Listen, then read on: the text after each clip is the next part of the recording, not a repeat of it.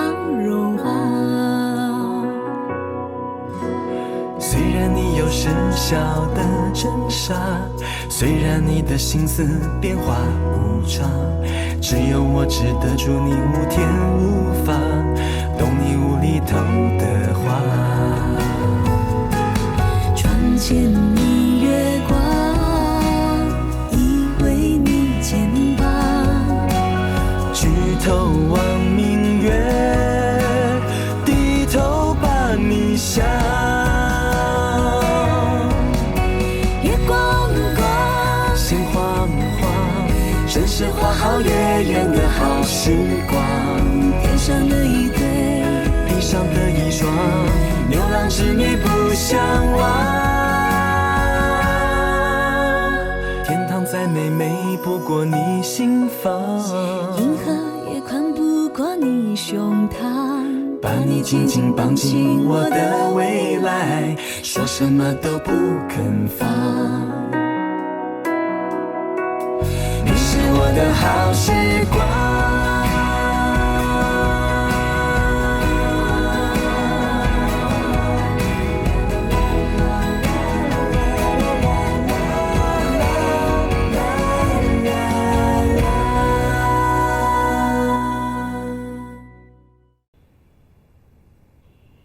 啊，那就是说，雪儿啊不，江小轩，是你的娘子啊。这段婚姻是硬加进来的，我心里面只有玉麒麟一个。所谓的赐婚，都是浮云。你放心吧，我知道你和他是真心相爱的，我不会对不起兄弟的。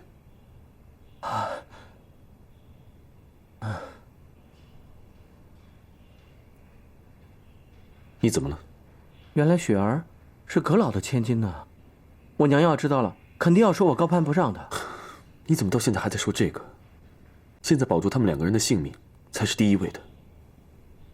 对，保住性命。可是，他们要是不生病的话，我真的不知道该怎么保住他们的性命啊。我已经准备好马车，还有银两，就等你速速带他们两个人离开。好，那你呢？先度过这个难关吧。等身份危机解决之后，我再设法迎娶恢复身份的玉麒麟。到时候，你也可以跟江小轩相聚了。好。只是，你为什么不告诉玉麒麟真相呢？干嘛要这样折磨他们两个呢？他要是知道了，他一定不肯走。现在保住他的性命，才是第一位的。我现在能做到的，也只有这么多了。剩下的，我也没有把握，只能听天由命。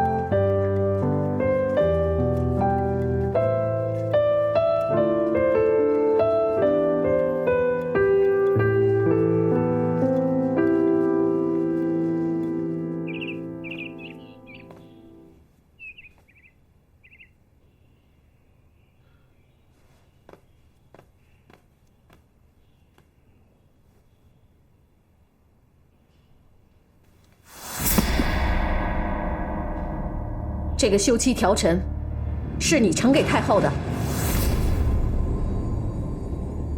既然是太后赐婚，孩儿休妻，理应禀告太后。今天太后遣人把这个条陈送还给了我，庞的什么都没有多说。你这个逆子，你是想把我们金家都害死吗？你既然不顾及身为金家子孙的责任，为娘的也无力阻拦，也无颜面对金家的列祖列宗了。唯有血书一封，从现在起，你再也不是娘的儿子了。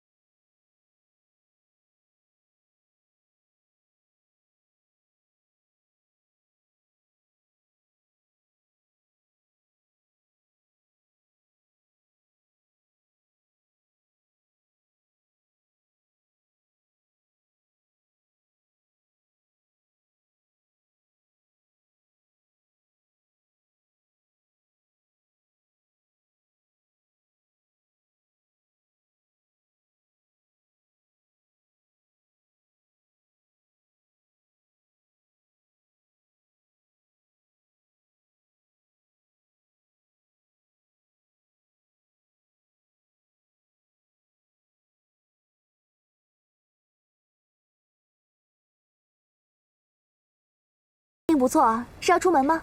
是啊，我要出去看宅子，你跟我一块儿去。看宅子，你要买吗？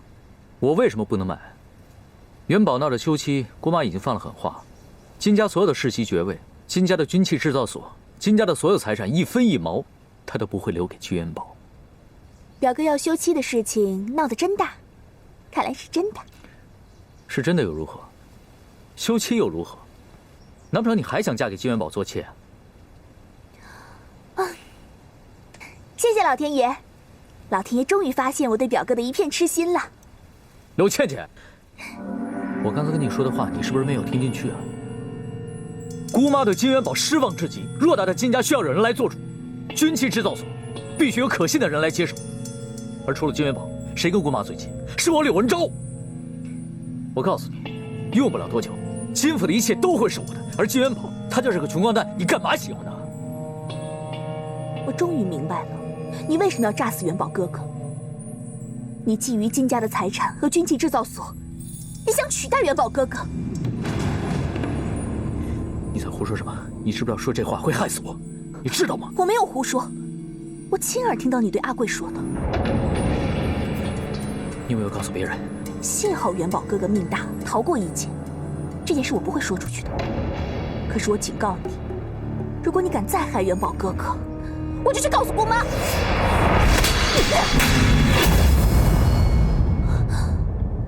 我才是你哥。倩倩。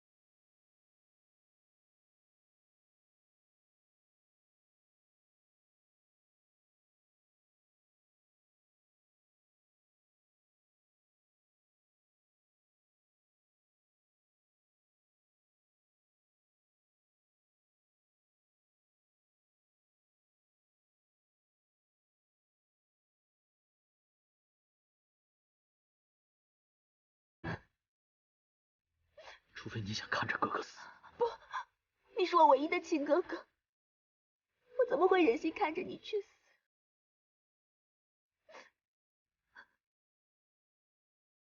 那你就什么都不要跟姑妈说，乖乖的回房去，不要想不开心的事好。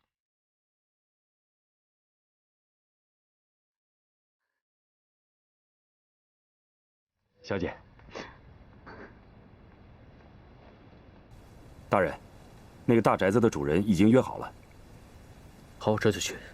还有，把小姐看好。是。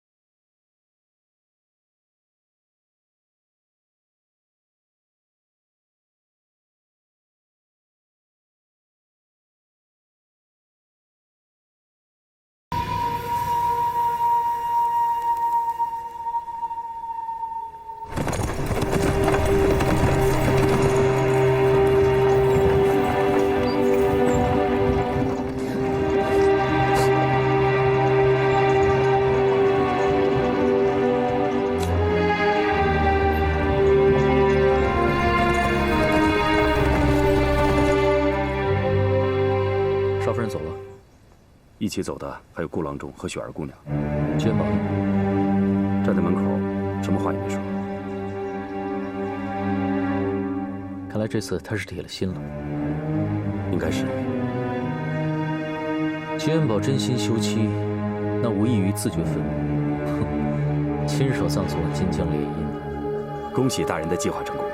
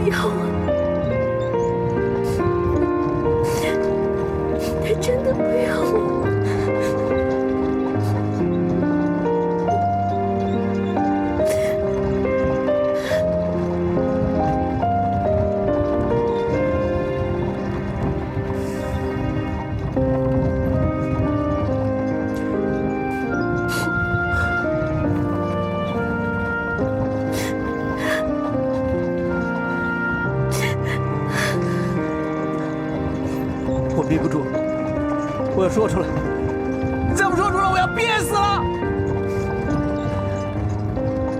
你干嘛？别再刺激他！元宝他太痛苦了。怎么了？元宝他是爱你的。你说什么？他之所以要赶你走，他就想保护你。元宝死后不让我说，但是我不能不说了。我看着你们这样相互折磨，我心里实在难受。你知道吗？其实元宝早就知道你的真实身份了。你说什么？他知道你不是江阁老的千金，你是玉麒麟。他也知道你不叫雪儿，你是江小轩。他也知道，如果你们互换身份的事情被人发现了，你们肯定没命了。他还知道，如果他把这些告诉你，你肯定不会走。他是为了保护你才赶你走的。你别看他样子凶巴巴的，其实他心里比谁都难受，我清楚。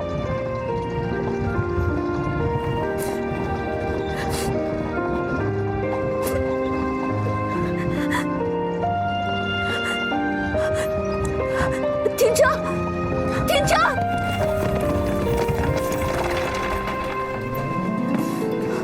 麒麟！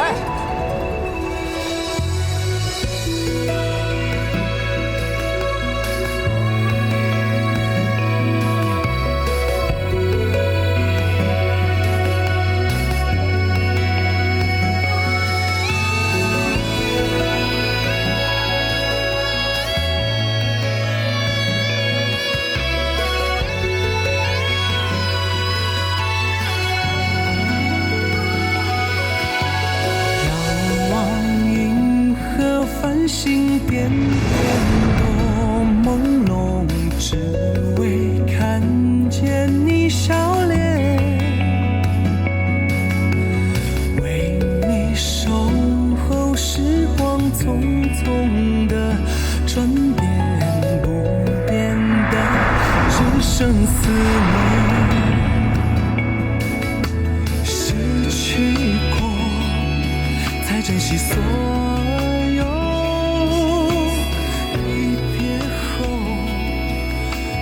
别放手，相信我，爱不你回来干啥？不是叫你滚吗？真是一个死皮赖脸的女人，不都说不要你？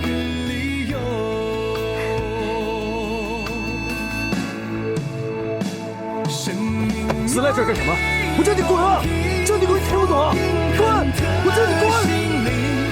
不要再装了，傻瓜！长风都已经告诉我。这次不管你在说什么，我都不会再走，我永远不会再走了。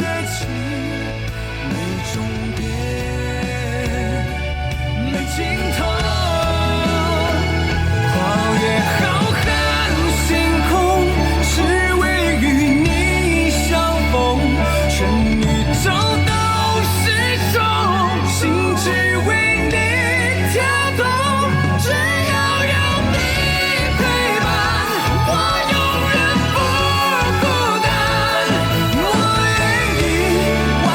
熟悉的手，陪着你笑看浮生如梦，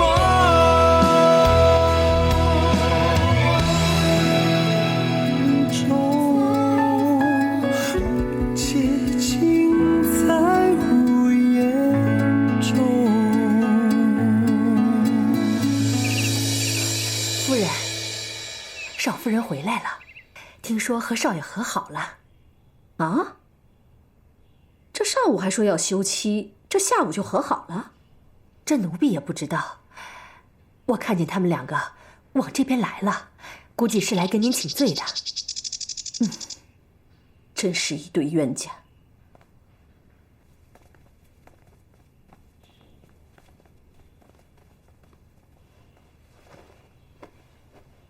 儿子儿媳给娘请安。给娘请安。我哪来的儿子啊？还有儿媳呀？我只记得我的儿子因为要休妻，不是和我脱离了母子关系。娘，您别生气，都是我不好，儿子在这里给您赔罪，希望您能原谅我。你们两个是御赐的婚姻，你说休妻就休妻呀，还递了休妻条陈给太后。你江小轩不是还信誓旦旦地说以后再也不进我们金府的大门了吗？你们两个上午刚说的话，现在就又反悔了。你们这样的反复无常，你们把太后的金口玉言当成什么了？把我们金家的门风当成什么了？娘，孩儿知道错了，都是孩儿一时糊涂，搞得金家鸡犬不宁。这一次，我会和小轩好好在一起，希望娘可以原谅我们。闹得这么天翻地覆的，小轩，你怎么说？儿媳也知道错了，以后也一定不会胡闹了。我们绝对会在一起，好好过日子。我会好好做儿媳妇儿。光好好的过日子根本不够，你们两个给我好好的听着，从此以后，要时时刻刻以大局为重，以金家为重，知道吗？这以后，不用你们两个闹分手。如果做了任何有损于金家的事情，我把你们两个一起扫地出门，你信不信？孩儿谨遵娘的教诲。我也记住了。好了，都起来吧。谢娘。谢娘。娘，那孩儿先告退了。去吧。我有件事情一直想跟你说。说吧。我叫玉麒麟。我知道。啊？你知道？什么时候知道的？啊！该不会是你上次耳朵不好的时候，你根本就听得见，对不对？你骗我！居然宝，你这个混蛋！你还是改不了的笨啊！明知道危险还是要回来。我从来都没有见过像你这么笨的人，连命都不要了。对啊，我就是连命都不要了嘛，就算死也要跟你死在一起。说你笨，你还不承认？你死了怎么跟我在一起啊？更何况，我不会让你死的。我叫江小轩，你以后可以叫我轩轩，也可以叫我小轩。啊，雪儿啊，不，小轩，阿轩。哎呀，你说，以前吧，我一直都叫你雪儿，你这突然一改名吧，我可能还需要几天时间来适应一下。还有你啊，不是。我以前不是一直叫你小轩吗？我现在叫你麒麟。叫我灵儿就可以了。麒麟、灵儿、阿灵、小灵，哎，都挺好听的。好了，别再逗他了。如果他在我娘面前说了嘴，那我们可就死定了。哦，对哦。叫他小林也行，我的小林。轩轩，你看那是什么？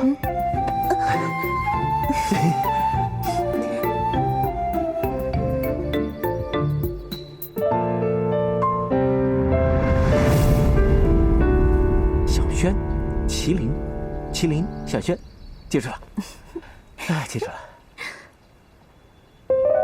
麒麟，小轩，麒麟。你说他们又和好了？是啊，是我亲眼所见，他们比以前更亲热了。这休妻之事闹得沸沸扬扬，差点把夫人给气倒。两个人一下子又和好了，难道这是儿戏吗？要不要静观其变？我可以静观其变，恐怕是2殿下根本就没有这个耐心了。还有一件事，我觉得特别奇怪。说，他们在一起，叫对方的名字跟以前不一样了。顾郎中管雪儿姑娘叫小轩，还管少奶奶叫麒麟。那金元宝呢？金元宝管少奶奶也叫麒麟。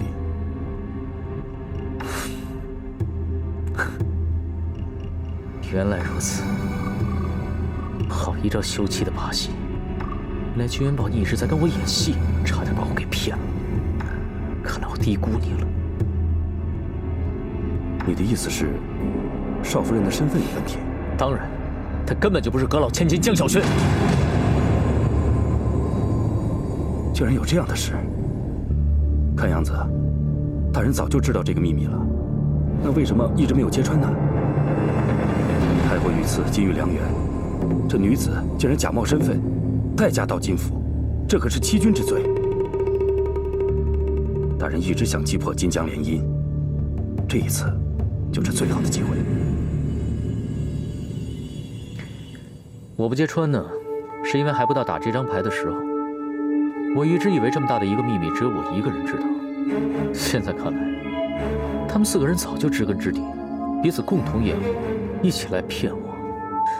差一点儿，这张牌就烂在我手里了。还好，现在人回来了。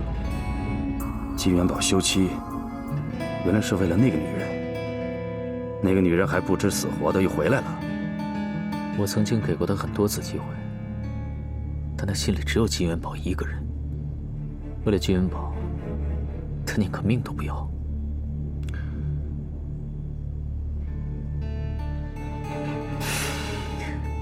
如此说来，这个真的江小轩现在还在我们的府里是吗？还心甘情愿地跟着一个小郎中在一起？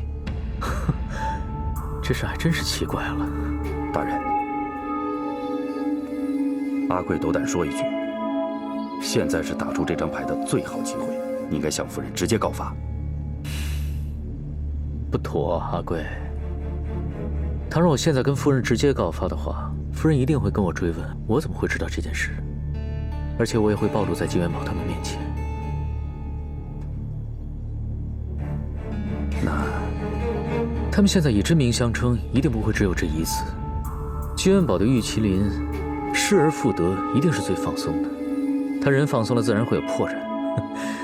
夫人是何等聪明，对于这些破绽，她一定会生疑的。只要他们母子闹僵，那么金家和金家的军器所就都是你的了。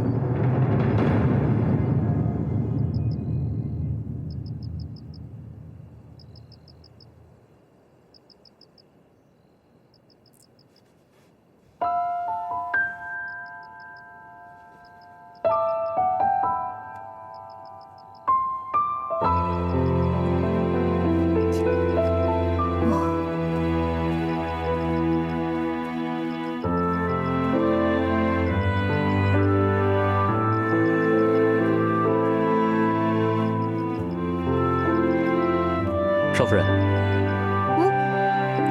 表哥，你在做什么呢？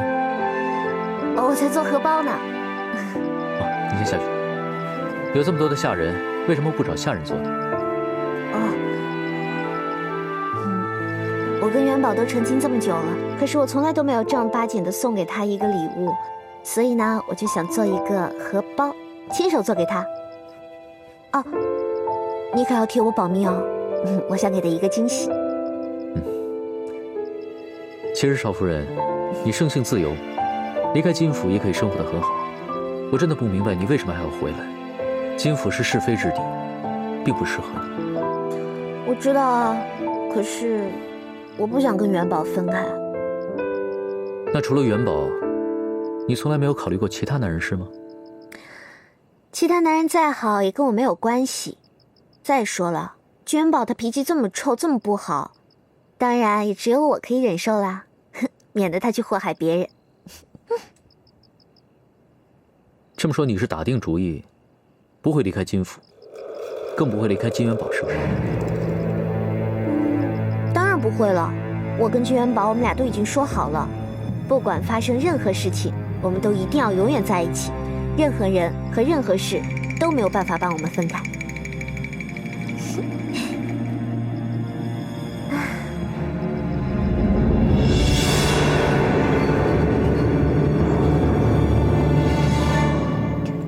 文昭给姑妈请安。你回来了，坐吧。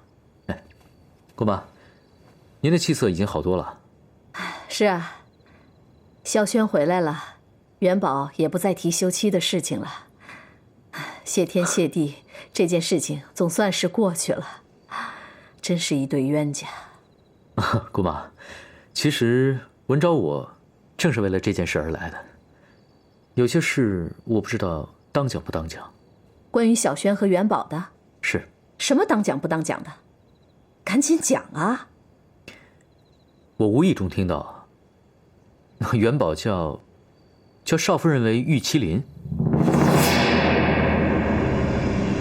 而长风呢叫雪儿姑娘为江小轩。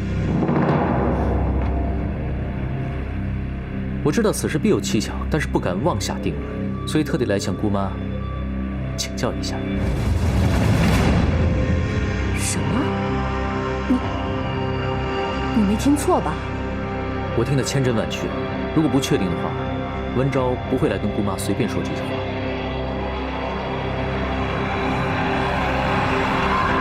阿福告退了，去吧。来来来，干杯！干杯！干杯！来。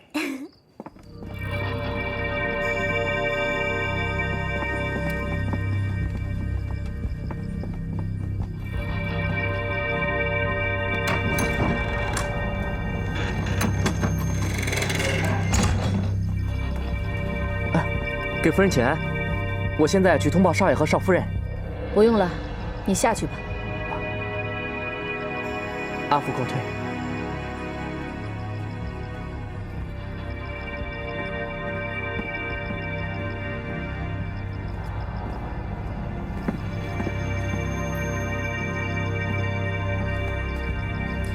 咱们4个终于团聚了。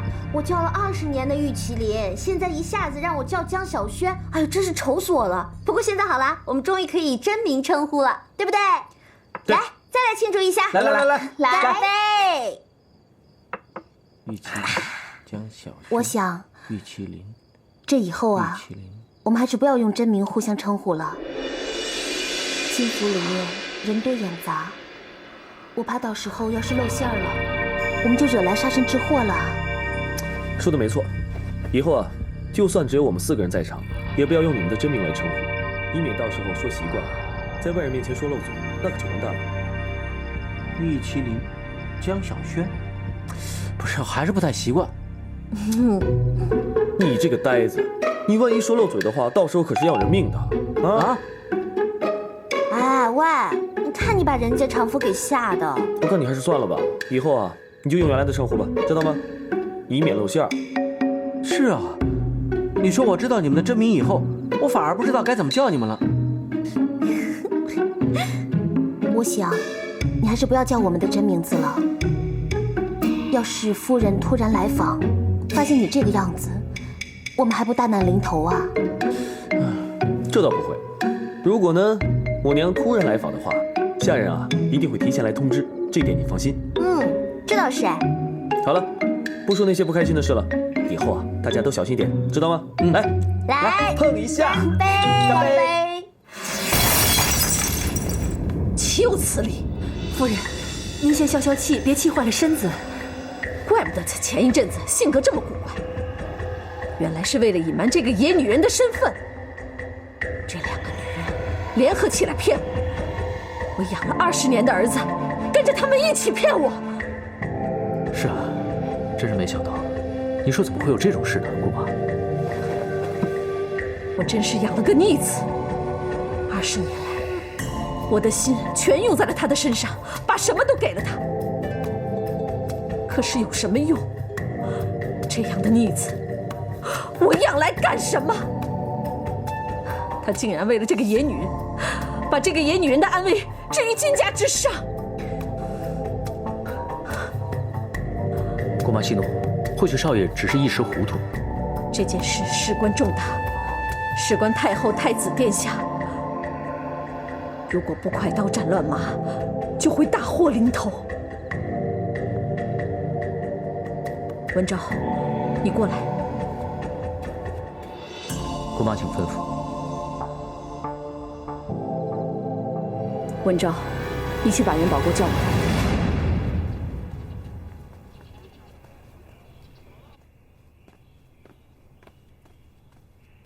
孩儿给娘请安，娘召唤孩儿来，不知何事。有件事情需要你去办。娘请吩咐。刚才军器所来报，新制造的一批武器有问题，咱们炸堂的事件还没有解决，现在新做的武器又出了问题，这样下去，唯恐太后会对我们有所不信任。事关重大，你马上去检查一下。好，孩儿通知一下小轩，便去查看。事情紧急，马车在门外已经准备好了，你这就去吧。是，孩儿照办。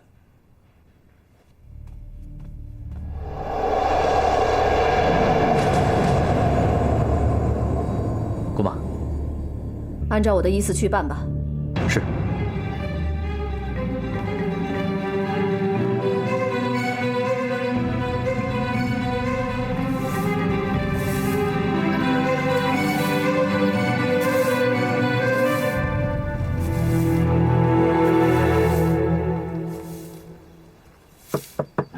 少夫人，夫人有请。少爷呢？去军器所了。哦，什么时候回来啊？估计要晚上了。对了，雪儿姑娘也在夫人那儿等着您呢。雪儿也在。对。哦，那我先去吧。好。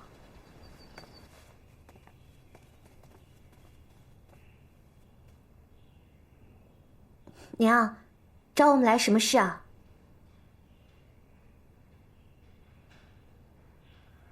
玉麒麟，江小轩，果然是个假货。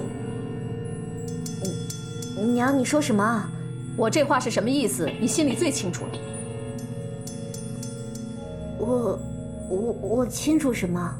我刚刚叫玉麒麟，你应了；我叫了江小轩，你反而不应。你到底是江小轩还是玉麒麟？你如实招来。您误会了，娘，我当然是你们金家八抬大轿娶回来的江小轩了，只不过刚巧我的小名儿就叫麒麟，所以刚才我就应了一下。你真的是撒谎不眨眼。你之前跟元宝在屋里说的话我都听见了，你根本就不是什么江小轩。说，自己到底是什么人？为什么要假冒江阁老的千金？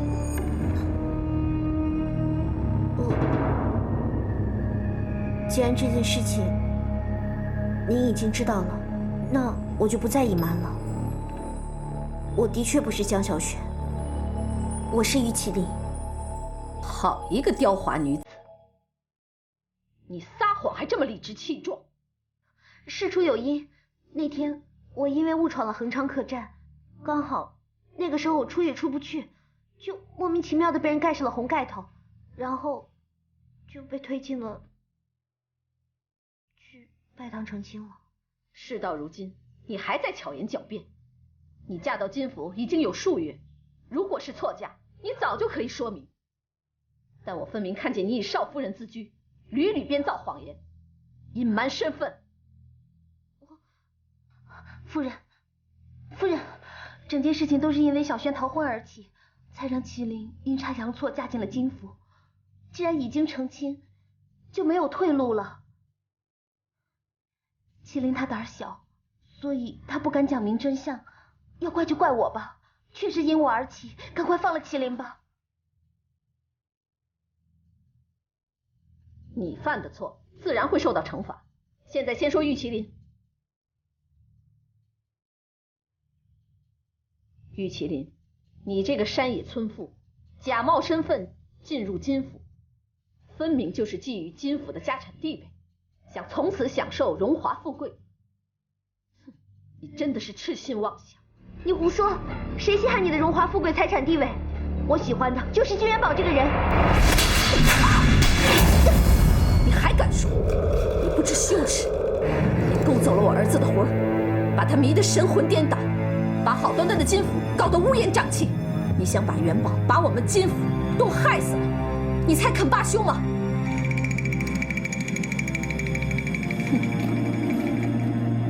好一个大家闺秀！太后御赐金玉良缘你不要，却偏偏来府上，给一个郎中打下手。你自降身份，自取其辱不说，你把太后的御赐婚姻当儿戏，你有何脸面对你的父母，面对金府，面对太后？难怪亲家母上次祝寿时神情有异，想必是心中已经有数，不敢作声罢了。好，他不敢，我来做。今天，我就替你父母了结了这桩丑事。文昭，夫人，给我拿下！我一日做事一日干什么？放了小轩，冲我来！犯了几连吧，都是我的错，放了他。好了，你们两个不用争了，一个都逃不掉。文昭，你来处理。是，带去。走。